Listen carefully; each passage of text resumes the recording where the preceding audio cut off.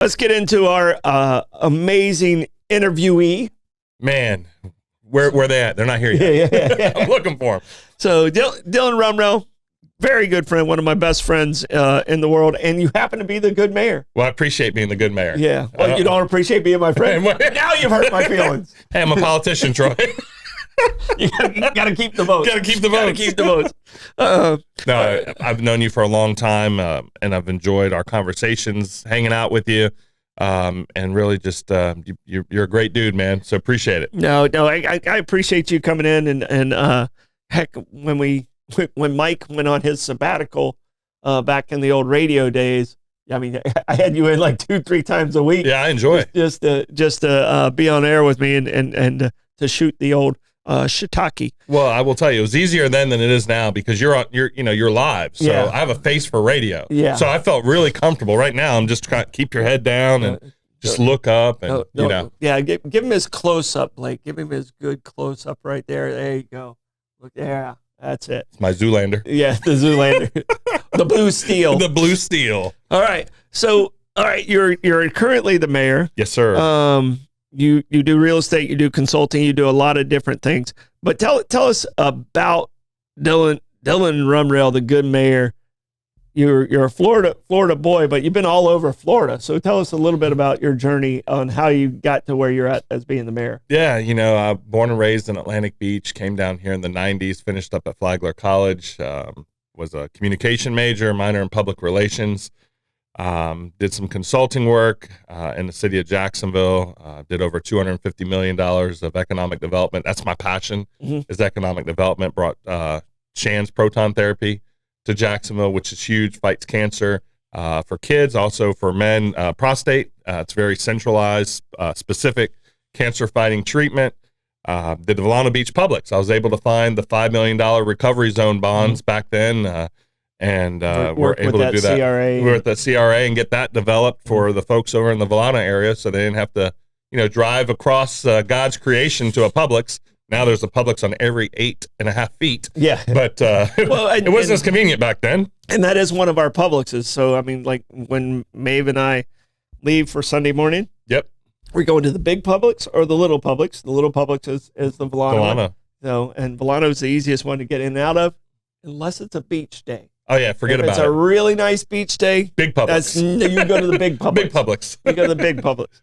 So, no, but that's great for that community, and I'm, just to be a part of that portion of it. I mean, you got to be proud of that. So. It was great. The county put in all this infrastructure, and there was nothing being developed, and so this gave an opportunity to really spearhead that development over in Volano, and for the county to recapture those fees. So it worked out wonderfully. People, I think, enjoy that Publix over there. It's brought restaurants, it's brought hotels. It's really brought back that Main Street vibe of Volano, which is, which is really cool. Yeah, no. And for years, we had a bond that was able to do the parks on either end. And when we purchased, the green, whatever that restaurant. Oh, the restaurant. Yep. That was at the Turtle. Fiddler's on the Green. Fiddler's Green. Yep. Fiddler's Green.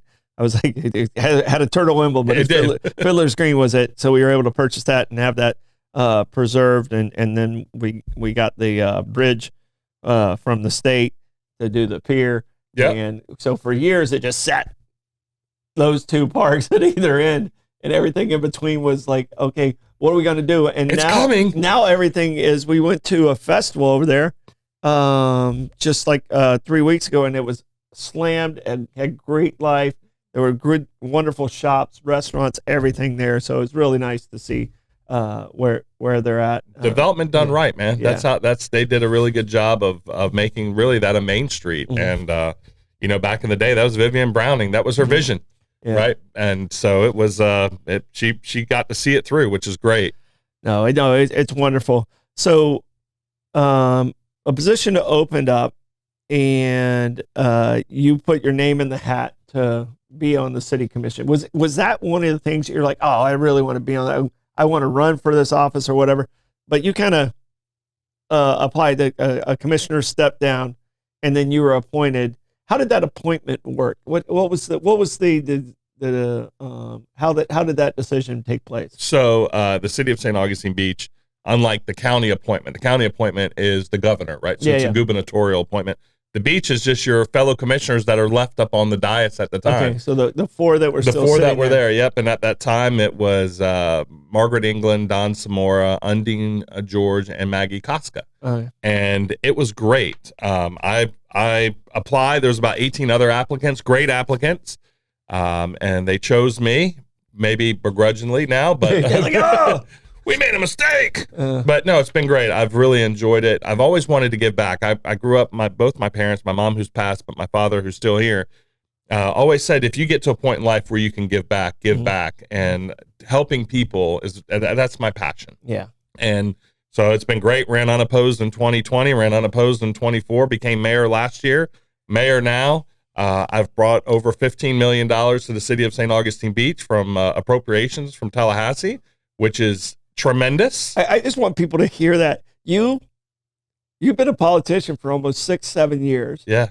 And you've never had to run. I've never had to run. that's like the ultimate politician dream.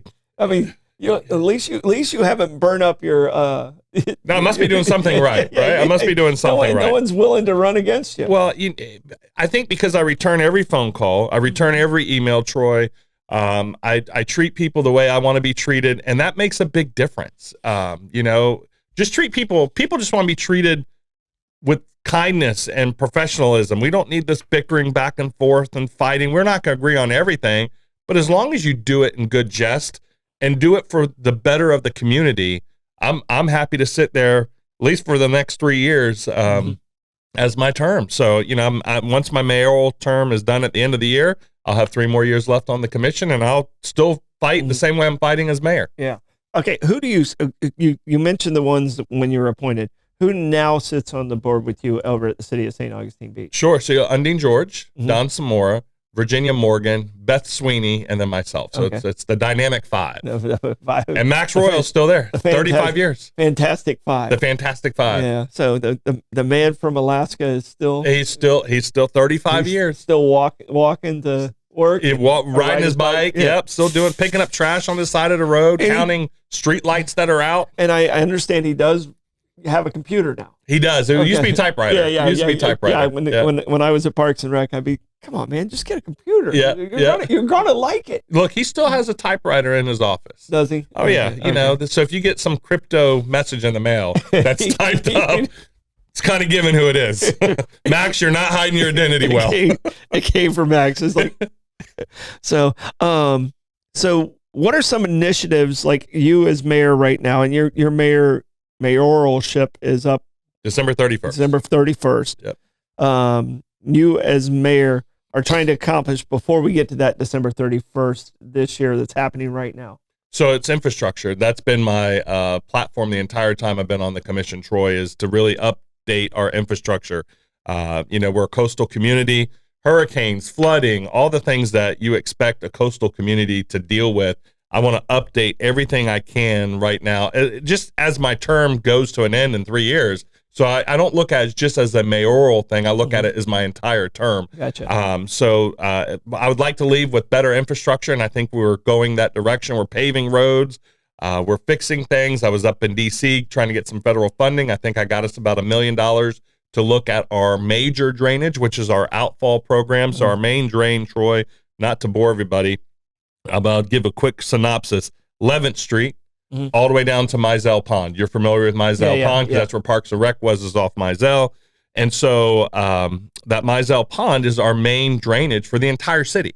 So it flows down 11th Street, dumps into that pond. We have these incredible turbine engine pumps that I'd love for you to see, and it pushes the water out into the intercoastal. Turbine's a word that should be used more. It's just a cool word. It's a cool word. Turbine. It's like, turn on the turbines. Fire them up. Yeah. Okay. You were very instrumental. There was an issue on Michler. Yep. Not Michler, Michler. Michler. On Michler. That I think you were, that was kind of floundering around, and you kind of said, as a commissioner, I mean, this is one of the things where it's like, it really shows that you care about the people that you're serving. You kind of stepped in and said, all right, let me see if and talk about that and how that got figured out too. I got to brag on my buddy. I appreciate that. And Vic says you're his best friend, not mine. Okay, so there you go. All right. Vic's already claimed. He's already claimed it. All right, the good mayor. Yeah. No, so it was really a combination. So when I got on the commission, they had piped this portion of Michler, and whether it's good or bad or indifferent, but what it was doing, Troy, it was backing up water in the Ocean Walk subdivision. And one of the greatest constituents I have is Karen Kempler. Oh, yeah. And she is relentless, but she was, again, professional. And I would drive the streets during storms, after storms, and man, it was that neighborhood was underwater. It was gobbling up their entire yard everywhere. So, yeah. And so I was, by the grace of God, Cindy Stevenson, Travis Hudson, were still in office, and they were able to help me get appropriations for the drainage since that neighborhood, that's our streets. So we got to protect our streets. And we were able then to just really almost complete, it's almost done now, that project. There's like a phase 2 that we're working on now, but the phase 1 is done and they haven't had any water in their neighborhood. So that's what makes me excited about being in politics. It's the process, which I love, because you got to find an end result, but seeing it put to bed, knowing that you just fixed something, man, that gives me chills when I talk about it. Yeah, no, and that one was a real problem, and it seemed to be floundering around. And when you stepped in, and obviously Karen in that neighborhood stepped up, it made a huge difference for everybody involved. So congratulations on that. And I'd be remiss not to give credit to Beth Sweeney, because Beth is over there in Tallahassee fighting for money too. Yeah. So Beth has done a great job advocating for the city of St. Augustine Beach, and she's vice mayor. So yeah. All right. So what's the most interesting thing that kind of caught you off guard? Like, now you've always been on the lobbying side, on the consultant side, and now you're sitting up there on the diocese. What is the thing that you're like, man, I didn't even think about this being a factor now that you're a commissioner, now that you're a mayor? What was the thing that kind of caught you like off guard? Because something always gets you. It does, and being a small business owner, when I had businesses downtown St. Augustine, the first thing is that government works really slow. And I hate that, right? I'm all about small government, work as fast as you can. If government worked like a business, people wouldn't have these arguments that, where my tax money going? Why is it going here? Why is it taking so long to pave my road? And it's the bureaucracy, right? Because there's laws that are in place. You have to put out RFPs, RFQs. There's all these processes that really take time. So it's not that we're trying to deliberately slow things down, is that we're hamstrung by certain things that we have to do that are statutorily things that we have to do. And I wish in government we could change some of that to expedite things, because that's what it is. People get frustrated because they're like, my road has been underwater for 16 months. And I'm like, well, we're in the process of our third RFP, because the first two. Try 120 years. Right. About that. Or downtown St. Augustine. Try Riberia. Right. And so it's like, but people have to understand that government works slow, but there's reasons why it works slow. And there's statutory reasons why they work slow. So I wish we could change that. If there's anything that I could do, that would be change some of those laws. And this is my theory on it, and you tell me, you're sitting there. I was on the staff side, not on the political side. But I think government works slow, so you can't get too far away from the center. So you can't really get yourself in huge trouble. Right. But you're also nothing's going to be expedited properly. And I'll tell you this, with Veterans Village, we've had a grant in place since we purchased it. So 2 years ago, I'm going almost 2 years ago, year and a half ago, and to do the improvements. They're just now getting started on those. And it's not only that, it costs much more. And it's because there's 4 different layers that it has to go through for the approval to make sure that everybody's money is getting spent properly, but the whole time they're making sure everybody's money is getting spent properly. Right. They're spending it on people that's not necessary to the process. And that's government. And that's, I've been out of government 14 years now, I think, something like that, 13 years. You should get a pen, a recovery pen. Yeah, recovery. like a button. A button. So, I mean, I forgot I forgot, like, I've been in private business now for this long. It's like, okay, well, just go ahead and order that. And no, you can't do that. Can't do that. You can't do that. No, and you look, I mean, people are frustrated. You drive the roads of St. Johns County just like I do. And our commission gets beat up because, US 1 is under construction for the last 3 years. State Road 16 is under construction for the last 3 years. But the reality is those are state roads. Mm-hmm. And again, the state, you think we work slow. King Street. Whew. Oh, man. Yeah.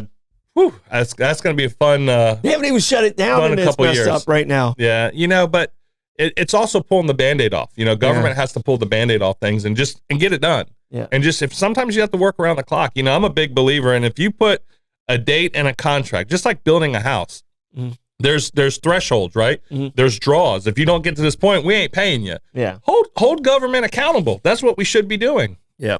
All right.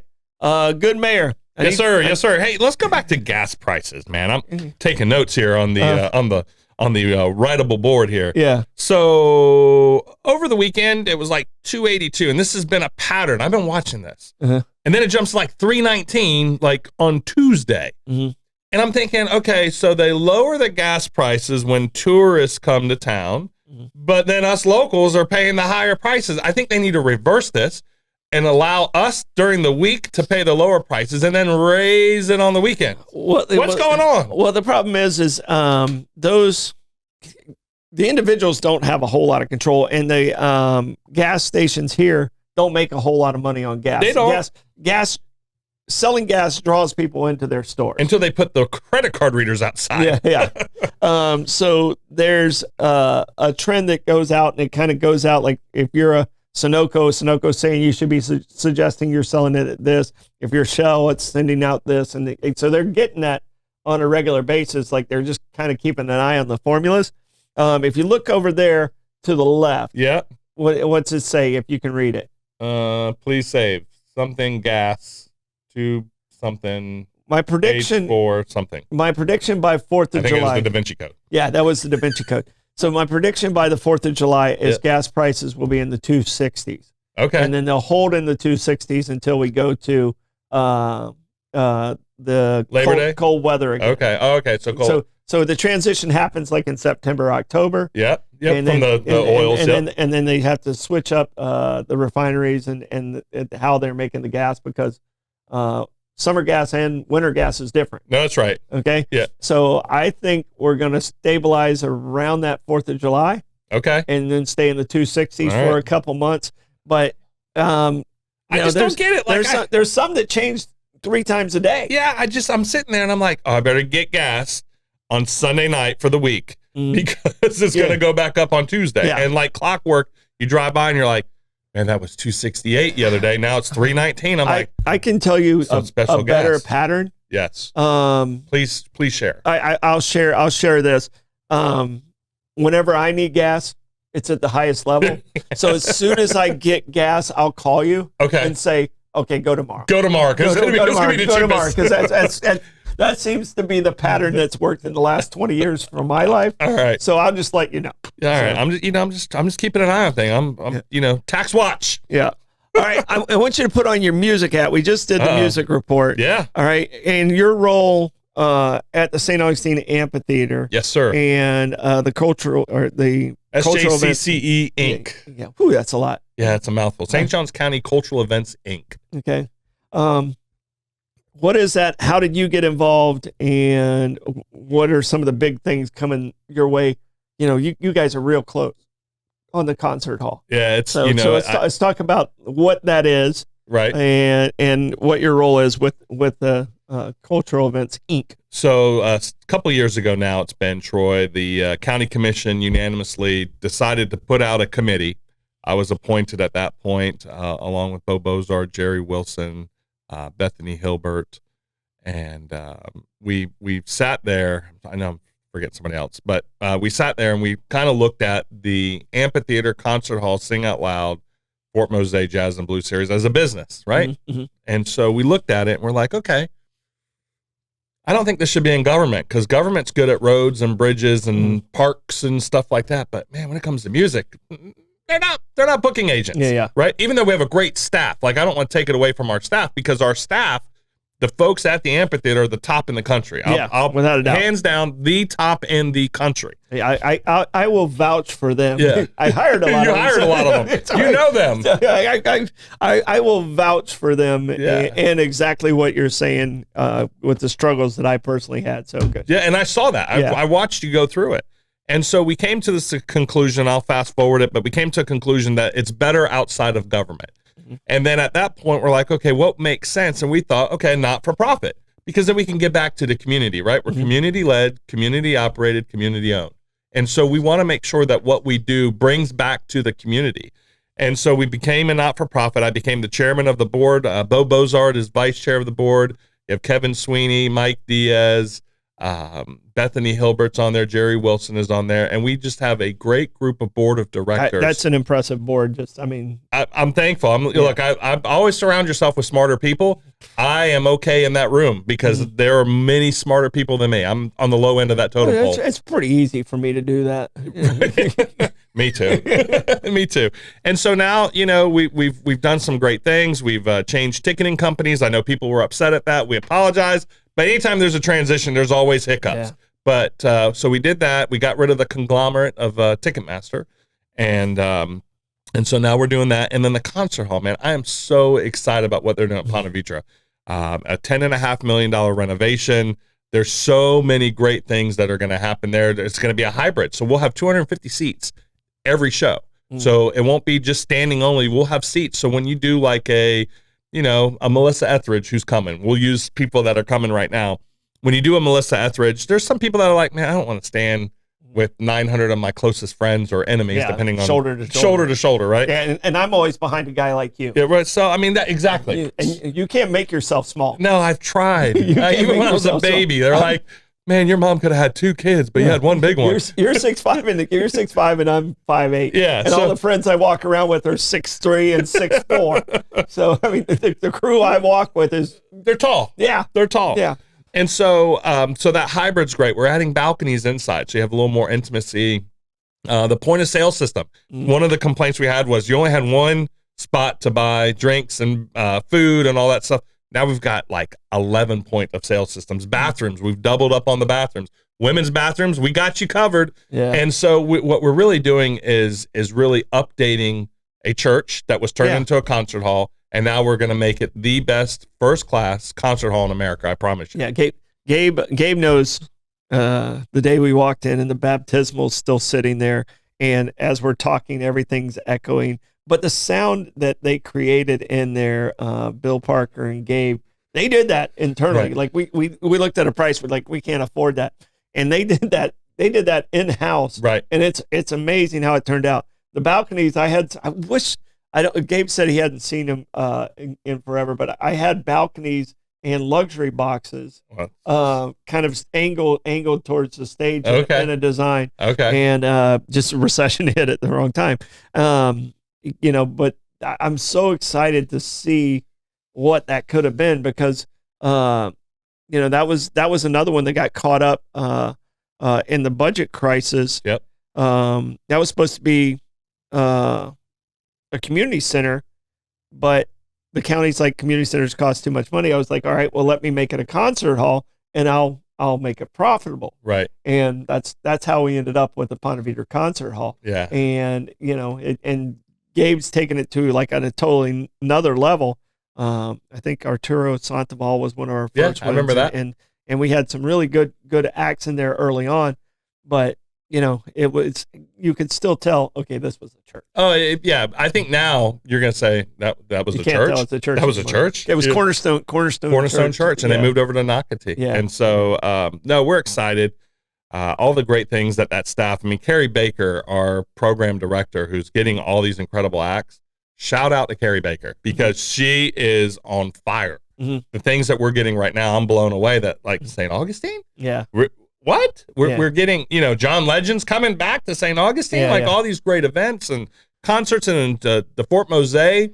Very blessed to be a part of that and help them recreate that fort and doing a jazz and blues series and then sing out loud. Man, what a great opportunity to really help the tourism industry and the people who work here. That's our thing. September is a tough month for the industry. And look, it's not for the faint of heart, Troy. We're not counting money at the end of Sing Out Loud. Mm-mm. But what we are doing is we're seeing a bunch of smiling faces and people giving us hugs and thanking us because we were able for them to pay their rent that month. Mm-hmm. And for me, that's that public servant side of it. That Sing Out Loud is really us as an organization giving back, even though, again, the time it takes to do it, the money it takes to do it, the headache that takes to do it. But if it helps the community, we're community partners, and we really believe in that as what we do at St. Augustine. Yeah. All right. We're about to kind of wrap up some things and do some stuff. Anything we've left off that you need to get out there to the people? Yeah, I just want to let people know. So we're doing some paving. The parking lot of Cafe 11, which is a city-owned parking lot. We're doing Cafe 11 parking lot. We're also doing paving on 10th and 12th Street, east of the boulevard, and then 11th Street west of the boulevard. We're getting ready for Memorial Day weekend. Y'all be safe out there. Drink lots of water, Gatorades. Enjoy yourself. Don't act a fool. We don't want to put people in jail, but if we do, call Chris Lucero. He'll take care of you. But and swim near a lifeguard. Yeah, that's right. Swim near. Yeah, absolutely. That's the biggest thing, man. Is that if you're not experienced swimmer, people, go deep enough that you can enjoy yourself, but not deep enough where you're in trouble. Where it knocks you off your feet. Where it knocks you off on your feet. So, all right. Be aware of the rip currents too. Check out the flags. The flags tell you where you're at and what you need to be doing.